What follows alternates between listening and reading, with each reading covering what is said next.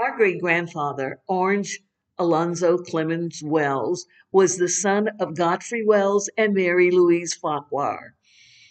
He had four siblings: Alfred Wells, Travis Wells, Ap Wells, and Louise Wells Robinson. According to death records, John Wells was the father of all of Orange's siblings. Following their marriage, Orange and Ella Wells had 10 children. Two died in infancy, seven lived to adulthood, and one, John Thomas, lived, but he died young at about the age of 10. Sam and Molly Spann added to the number of inhabitants living within the home. Orange worked beside his children, teaching them the skills they would need to be successful in running the family's businesses. Ella taught them to read and write as shared by her niece, Nettie Whiting Hogan. Orange and Ella taught their children to work hard, to love and support each other, and to share, as shown by the microcosms of interactions between the family of each offspring, and as well as their offspring have passed on throughout the generations. The family stayed busy running 1,500 acres and operating businesses in cattle ranching, farming, managing a cotton gin, a grist mill, a syrup mill, and corn cribs. As their operation grew, Orange hired laborers to help to run the businesses when the work became overwhelming for just the family. Orange and Eller were beneficent in the way they engaged with their community. Orange generously helped the neighbors to buy land, to get jobs, and to do business using his astute ability to speak and negotiate properly, while Ella helped them with reading and writing personal documents. Orange had the admiration and protection of at least three white men. The first white man was John Wells, who taught him secretly to read and to write. John Wells saw Orange's potential while he was still a slave. Orange put forth efforts in his work that John admired. John tried purchasing Orange from the Farquhars to use him for horse breeding. John tried to sweeten the deal by offering two thoroughbred horses, but the Farquhars said no. The second was John D. Rogers, who helped him to buy the vast amounts of land he came to own. Rogers and Dr. Richardson protected the Wells family and became and because of his connections, there were no known incidents of racial trouble for the Wells or Whiting families. Both men, John Rogers and Dr. Richardson, were relatives of Ella's mother, Martha Richardson Whiting. John Rogers was her nephew, her half sister Anna's son, and Dr. Richardson was related through Jane, another half sister. Orange died tragically because of a fire in his cotton gin, which caused medical complications for him. After which, he protected his wife and children by penning a will in which he appointed his father in law, Godfrey Whiting, to execute. He wrote his will on July 22nd, 1891. 7 days later, he died on July 29th, 1891. 5 months later, on December 24th, 1891, Ella died. At the time of the death of Orange, the oldest daughter, Clara, was already married to Nelson Scales, and Mary Wells married James Winters on December 17th, 1891, which was 1 week prior to her mother's passing. Although a newlywed, Mary Wells accepted the responsibility of caring for the younger siblings. Later, Godfrey, at the age of 16, assumed the full time task of raising his younger siblings, Rachel, age 12, Perry, age 6, and Hannah, age 4. Following the deaths of both Orange and Ella, each child received a large portion of land as bequeathed, but they all continued to work and expand the family businesses Orange started. And it was very likely that Sister Mattie managed the affairs of the gin because of bookkeeping and receipts that exist today in her personal documents. Godfrey and Perry worked together, farming and running the other businesses. Each of the siblings flourished. Within the text of each child, there at the bottom, you'll find the names, but um, I won't call the names of the children right now. The first child, Clara Wells Scales, also known as Sister. She was a fair skinned woman with long, pretty hair. She would walk around comfortably in her bare feet. Her family believed her to resemble an Indian. She had a rambunctious spirit that her family found entertaining, and she used choice language. Her niece, Perry Lee Wells, recalled her visits to her father, Perry Wells' house. Perry Lee would hide behind the door to listen as children were not allowed in the room when adults were talking.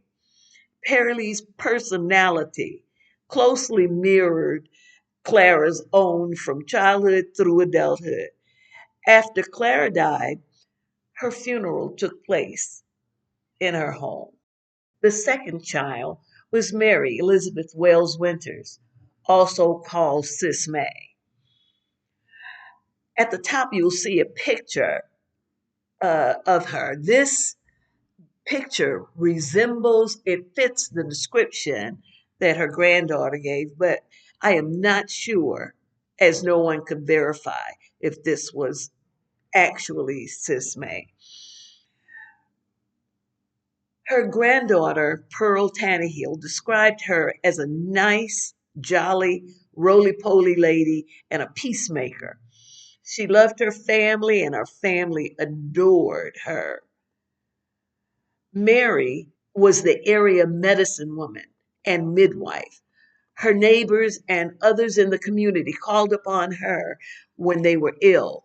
May would mount a horse and heed their calls no matter the time. She used herbal teas and other remedies such as sun-dried elephant plant leaves that she used to make calamine lotion for rashes, and she used the leaves to cool down fevers. She wept when she learned of her younger brother Perry's death. He died so suddenly, she said, if I had been here, my brother would not have died. Mary married James Jimmy Winters. They had 5 children.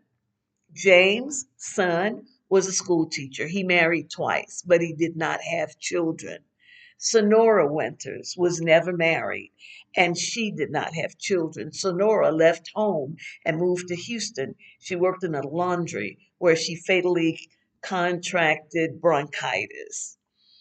Martha Winters married James Felder. They did not have children. Martha taught at Antioch School near Brenham and at St. Matthew's on the Bluff for a short while. Martha was a no nonsense kind of woman, but she was a loving and supportive sister to Tootsie and Tootsie's child, Pearl, and Pearl's children.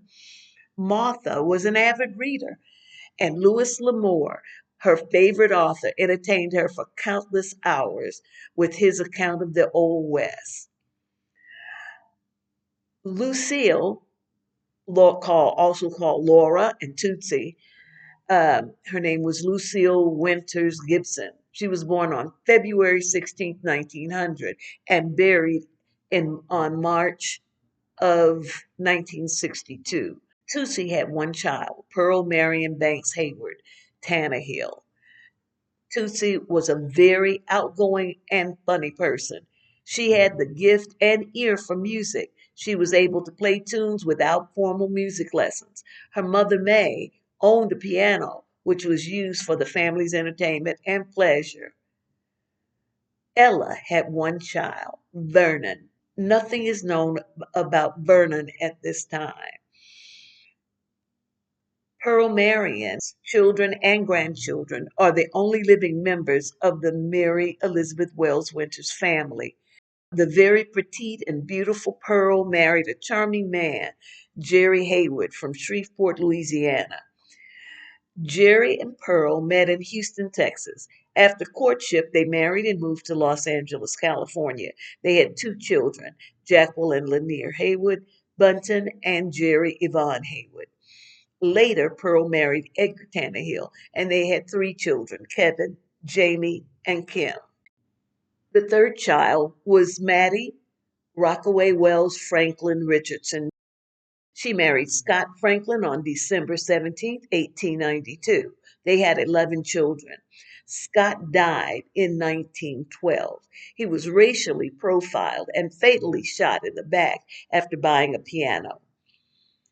Maddie later married Walter Richardson on April 10th, 1915. Walter was the brother of Taylor Richardson, who married Maddie's sister, Rachel. Maddie and Walter separated, and after a lengthy separation, he died. Maddie's proven skills precipitated windfalls for her siblings and herself. Maddie had the business acumen of a multi-degree professional. Her accounting, bookkeeping, and managerial skills are as evidence in materials still in her family's possessions. Maddie lived in a huge house with her family. Her house is among only a few houses that still exist in that area. In that era, it was it has been renovated by now, but the original house was a two-story structure surrounded by a white picket fence. On many days, Maddie would mount a buggy and head for Brenham. On one specific occasion, she left her granddaughters, Espanola and Joyce Marie, behind, and she said, as she set out on her venture, the girls, who I am sure were given strict rules to abide by and chores to do, they decided to fry chicken and snoop around in their grandmother's room. And what to their wondering eyes? They found a nicely stashed bottle of bourbon and behind her bed. Upon Maddie's return, the two she found the two toasted individuals who would become just that, toast. Maddie was a mild-mannered and quiet-spoken woman. When she was not busy with work, she was often seen tending to her family members, especially the grandchildren who loved to visit for long periods of time. She had a rocking chair on her front porch where she would rock the infant Veronica. Maddie was a treasure to her family, and she left huge shoes to follow. As she aged, roles reversed, and her children eagerly accepted the role as making sure that she was well taken care of. The children and her daughter and namesake, Maddie Franklin Marshall, traveled to Houston from Houston to Washington County every week without fail to see to a mother's needs. Their love for her was upfront and obvious. They honored her regularly, exhibiting their love for her with family events such as family reunions, family gatherings, and birthdays. The fourth child, Godfrey Clemens Wells, was a huge figure with character and personality that was larger than life. He was a huge family person. When he was only a teenager himself, he raised his younger brother and two sisters, ranging from 12 to 4. On December 16th, 1899, Godfrey Wells married Molly Hunter, the daughter of Philip Hunter and Louise Lee Brown. Molly gave birth to three children, Luella, David, and Willie Wells. Molly contracted a grave illness that she did not survive. Her sister, Hattie Hunter, may have cared for her during that illness and remained to take care of the children. All three children died early. In 1903, Godfrey married Hattie Hunter. They had 18 children. According to the census, Clara Cole, also known as Vess, came to work with two children, and she gave birth to 12 Wells children. Clara Cole died in 1920. Hattie and Clara's brother, Eddie Cole, divided and raised her children. Time. Godfrey the businessman. True to the family's spirit of entrepreneurship, Godfrey owned his own farm, which he used hired hands along with his children and his brother Perry's family to work. Godfrey was an astute business person. He kept many workers and he provided houses for the laborers. Huge trucks were seen daily, taking workers to the fields and bringing them back. He inherited part of the land and he added land in Allen Farms and further expanded his territory by adding land along the Brazos River. John D. Rogers, a white relative of Grandma Martha's, helped him to make the purchase as it was difficult for a black man to do business with banks. Godfrey owned a cotton gin, a grist mill, a syrup mill, and he planted cane. These were just a few of his endeavors. Godfrey flourished during the 1930s when the country was thrust into a historical depression. And because black people were not regarded as bankable, Godfrey and his siblings used unconventional ways of managing their money. When bank customers lost everything in the early 1930s, Godfrey and his siblings did very well. Godfrey bought a luxury car for himself and a truck for his oldest son. His brother Perry bought a Ford. His sister Rachel had Bermuda grass brought in from out of town.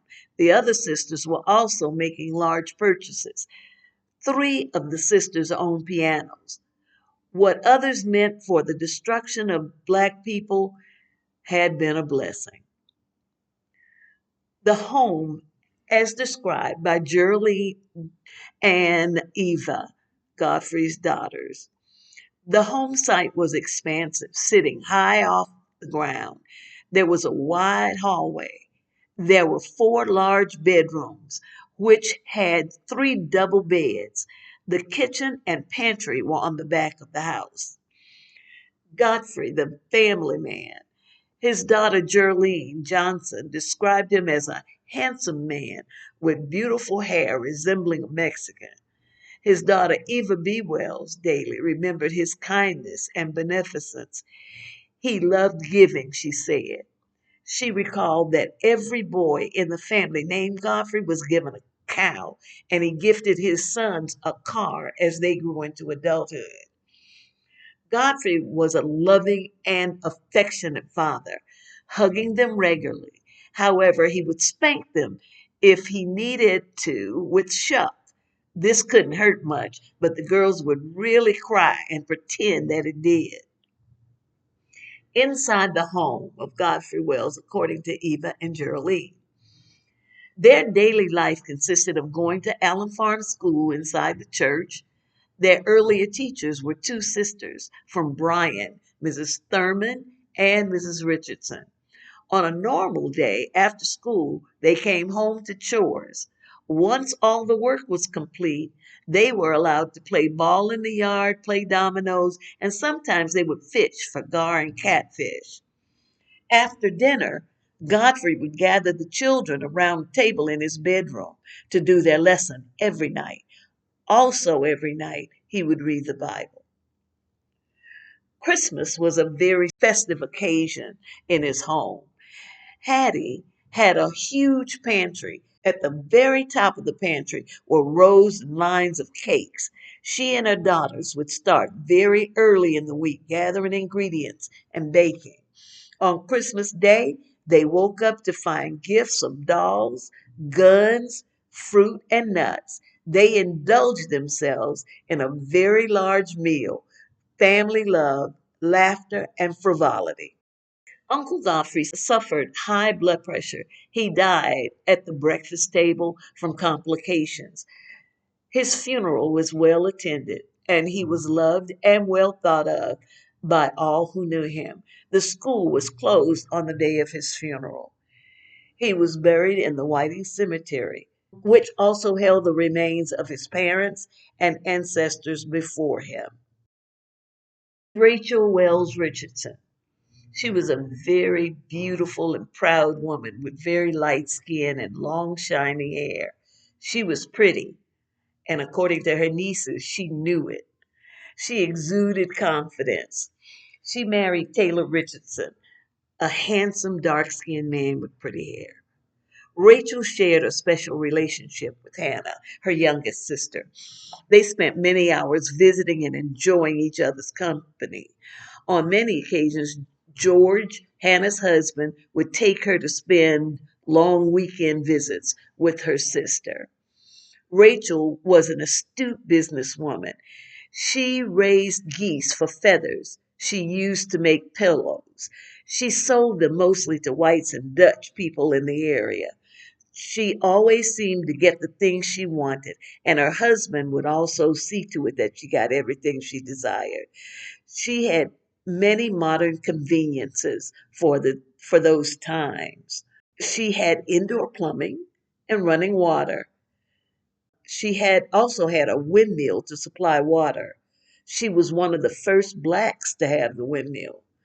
One of the many uses of the windmill was for watering her St. Augustine grass that she had someone to bring in and plant around her home. Rachel held a fond allegiance to the land she inherited from her parents. One of her few worries was that someone would sell the property to someone outside the family. Her commitment to the land and ownership played out in a squabble with her sister Maddie, which resulted in a defiled relationship. The altercation happened after Walter, Maddie's estranged husband, after he passed away, leaving behind his portion of his family's land. Maddie believed that the land was rightfully hers. Rachel wanted the land to remain with the Richardson family plot. They were unable to resolve their differences civilly, so Maddie sued and won her case, but lost the affection of her sister. They never completely reconciled their differences. However, Ella, Maddie's daughter, convinced her mother to go over and visit Rachel before she died in late 1952. Rachel and Taylor had 6 children. Sixth child, Perry Alfred Wells, married Mally Ophelia Hutchinson on December 24th, 1904, by M.A. Whiting. Perry was 19 years old and Mally was 20. Aunt Matt's husband, Scott Franklin, may have been a cousin to Mally Hutchinson.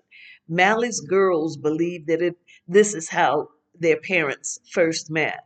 Soon after they met, they started to visit her regularly. He had a beautiful black one horse buggy. Only men of distinction owned this type of buggy, and only a few men in the area had amassed the wealth that Perry's family had. After their courtship and marriage, they started their family, and 14 children were the fruit of their union.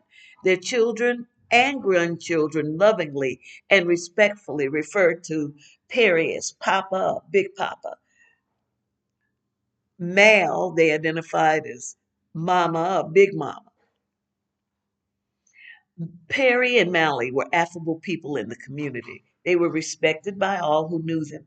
Perry kept close relations with friends, but mostly family members, such as cousin Dan Whiting, cousin Judge, he was also known as Joe Wells, and his brother Godfrey.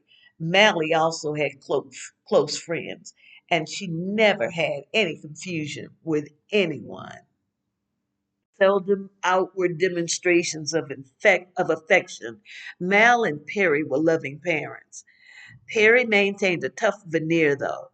He had exceptionally low tolerance for ignorance, and he detested idle banter. He described this type of exchange as clatter up a sheep's ass. He called people with little substance plate takers. Papa and his girls. Papa Perry was a visionary. Once, while following his dad and trying to step in his dad's footprints, Sonny Boy ran into him. Perry admonished him, saying, "Don't you know you can't go through life with your eyes closed?" The daughters admitted that their father seldom interacted with them, except when assigning tasks. Perry's children were responsible for jobs such as shucking corn, chopping cotton, gathering peanuts, milking cows, and splitting wood, along with other household chores, of course. The Wells girls were known for being hardworking. Perry didn't really do any menial tasks. His job was to take care of business in town and to supervise their work from his horse. One day, while the girls were picking cotton over in Uncle Godfrey's field, Perry rode up to where his daughter, Perry Lee, and some of Uncle Godfrey's daughters were working. He complained that they weren't picking enough cotton, and Perry Lee, who would say anything, sassily quipped, "You haven't picked a goddamn lot." Uncle Godfrey's daughters said they were so scared, but they were surprised to see him laugh at Perry Lee's brazenness and ride off. The girls would play at the end of the rows of cotton they either chopped or picked. When their father came to check their progress, the first to see him coming would signal the others. Yan PIC. They learned the signal from their maternal grandmother, Addie, who had been a slave. She told them the term had been used by the slaves on the plantation where she lived to make the other slaves aware of the arrival of old master. Perry's girls easily made the connection, as their dad had been much like an overseer. Mally and Perry raised their girls to be respectful, well mannered, caring, and hardworking. Also, they made certain that the children went to church on Sundays. They went along with them. At home, they were not allowed to play cards or dominoes, but they did sneak in a game or two when he went out. They were afraid to even look idle, laugh too loud, or play around their father because he would find more work for them to do. Perry would sometimes allow the girls to attend dances at either the Post Oak School or St. Matthew's School. He would drop them off and pick them up in the wagon. To go to these dances, the children had to display their best behavior. One time, while taking them to a dance, something disturbing happened just as they reached the school. He refused to let them get down. He turned his wagon around and took them right back home. The dances were a real treat because there was a band led by Walter Richardson. Walter played the fiddle while Bubba played the piano, and the other family members chimed in with the drums, bass, and banjo. According to Maud Esther, they could really play. According to cousin Nadine, Walter's daddy, Taylor, started the band and named it the Sunday Band. There were several family traditions. Each Sunday, the family would visit with Perry's brother Godfrey. Other established traditions were having holiday meals together as well. At home, Christmas Eve was a special day for all the children. They would set out their dishes to collect their gifts. Their gifts included peppermint candy, nuts, and fruit. Sometimes they would get toys. Life at home. Grandma Ella and Grandpa Orange purchased the house that Perry inherited. Perry received the house and less land than his other siblings. The family house was formerly a plantation. The house had two huge bedrooms with a fireplace in each. At the end of the day, Perry and Mally would sit and chat before the fire and share peanuts, popcorn, or other treats that Perry brought in from the trunk of his car. In warmer weather, they moved their evening soirees to the front porch. Perry enjoyed the affection of his children. While he lay dozing, he have the girls comb his and wash his hair. He would also have them to wash his feet. Ola, one of his younger children, had this task once. She started using water that was too cold, so Perry asked her to add hot water to it. Ola poured the hot water directly over his feet. He hopped up, scaring Ola, and she bolted, getting clear away from him in his wrath. Perry spoiled Sonny Boy, the youngest and his only son. He was crazy about his son. When the girls wanted things like shoes, but they were afraid to ask, they would put Sonny Boy up to ask for them. He would get them what they wanted.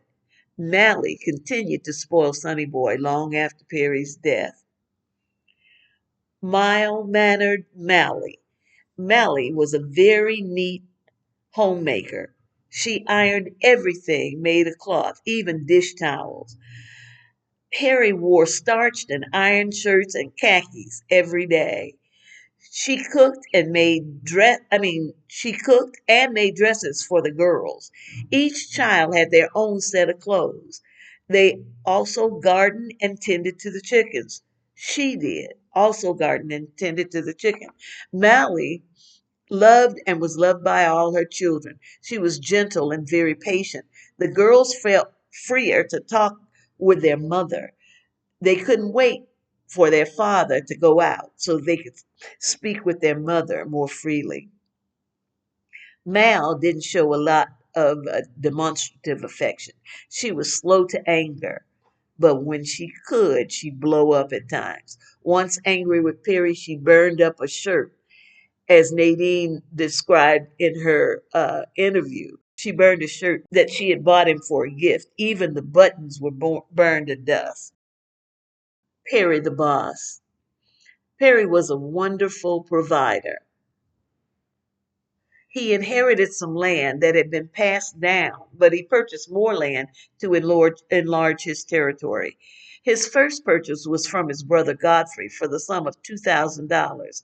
The were filed on January 7th, 1918, and recorded January 21st, 1918. Later, he purchased land on the bluff from a Brenham Loan Association for 3,200, and it was signed and filed April 30th, 1937.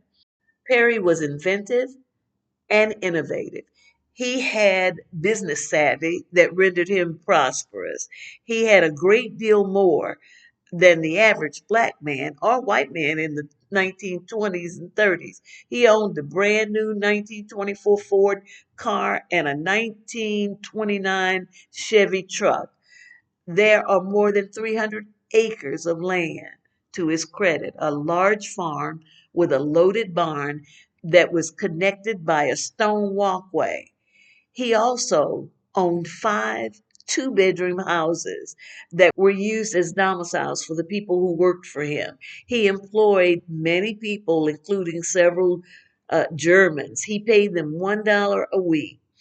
He owned a canning mill. Mules were used to turn wheels that squeezed the juice from the sugar cane. Simultaneously, a bucket would fill and be placed on a furnace. Thomas Marshall cooked the cane until it thickened. Perry also owned a hay baler with Shep Williams. His horse was carried around and he'd step on a press. The wire was pushed through the bale, forming individual bales of hay. Perry owned a grist mill replete with a corn grinder, which ground corn into meal. He also built a concrete cistern, which was used to catch rainwater to be used for everyday household use, as well as for bathing and for his daughters to wash their hair. Perry insisted that the family land stay in the family, providing for the members of his family that he hadn't met yet. He left a legacy to pass along from generation to generation, from now until forever. Who knows just what he was thinking? His intent may have been for his family to be independent, to always have a place to call home. to use the land to prosper as he himself had, or to offer refuge against subjugation and degradation. His intentions are a mystery, but his love for his family is unquestionable. The dynamic duo. Perry revered his older brother Godfrey. They were business partners in many instances. Perry purchased land from Godfrey. He even worked for him on his land. After working there for a while, Perry became disenchanted with his brother, but never for very long. His brother had rules for his workers, and he insisted that Perry follow those same rules. Perry felt differently, and they argued on many occasions, but usually they resolved their differences quickly. One time, Perry felt more than just a little hurt. He packed up and left Godfrey's farm. He went home with his family, but eventually he put this out of his mind, and missing each other, they made up. Godfrey suddenly passed away. Perry grieved his death, and many speculate that it was too much for Perry. He passed 3 months later. A wish unfulfilled. Perry intended for all of his children to acquire higher education. However, only Prudy had the opportunity to continue her schooling. She attended school in Brenham while boarding with a family there. Perry's untimely death prevented any others from going any higher than the Post Oak School under the tutelage of Nettie and Florence Whiting. The older girls and their fathers were taught by Lot Whiting. And seventh child, Hannah Marie Wells Breelove, the last born of Orange and Ella Wells. Hannah married George Breelove. They had one child, Dora Ella Breedlove Ford. Hannah lived close to Perry and Mally. She maintained a close relationship with them as well as with her sisters, Rachel and Mary. Hannah had an affable personality with an infectious dimpled smile. She was as generous as she was kind. There was a candy man who traveled the back roads of the Post Oak area routinely. Hannah was a regular customer, not only because she had a sweet tooth, but because she stashed candy in a dish on her bureau to give away to certain special ones. Hannah shared her home with several family members. She always spoke affectionately of her great niece, Gladys Brown, her brother Godfrey's granddaughter. Her stay was eventful and memorable. Hannah was calling everyone Gladys long after Gladys went home. Hannah also shared space in her home with her son in law's stepmother, Miss Ford, also known as Miss Red. Hannah and her roommate could often be seen sharing duties around the house or just sitting and sharing relaxed conversation or walking down the road headed to spend time with Mally. The whole Wells family spent certain holidays, such as Mother's Day, gathering and spending the day cleaning the family cemetery near Hannah's house. Hannah hosted the event. When everyone arrived, they parked their cars in neat rows. After a full day of pulling weeds and making sure every grave was manicured impeccably, these family members would return to their cars, pop the trunk, and share and enjoy food that they'd eat at Hannah's house. Thank you for listening to our family history. Again, all of our work has been propelled by the works of Brenda Allen, Willie Daly, Gloria Marshall, Shirley Marshall, and Monica Frazier. I, I promised Willie that I would complement his information by giving life and character to the names and pictures on the pages of his book, and we have just begun. We will continue to add and update information on this YouTube channel. I would be amiss and remiss if I didn't acknowledge the people I interviewed who gave me the information used in this presentation. First, Jerlene Johnson and Eva Daly. Secondly, Pearl Tannehill. Third, Perilee Wells, Rachel Wade, Maud Esther Marshall, Uncle Sonny Boy, Godfrey Wells, Prudy Marshall, and my mom, Viola Wells Flanagan. If there are stories based on factual information, we would love for you to share either by sharing your old pictures, if you have stories, or if you would like to be interviewed, you may contact us. We are truly grateful for years and years of pictures our Aunt Ella took. The pictures have added to our so much to our work. Actually, they've been the cornerstone. Finally, thank you, Kyle Lynch, for the hours of work you poured into this presentation, filming, recording, editing, and then refilming, re-recording, and editing more. Thank you. It's been a pleasure to bring you this information.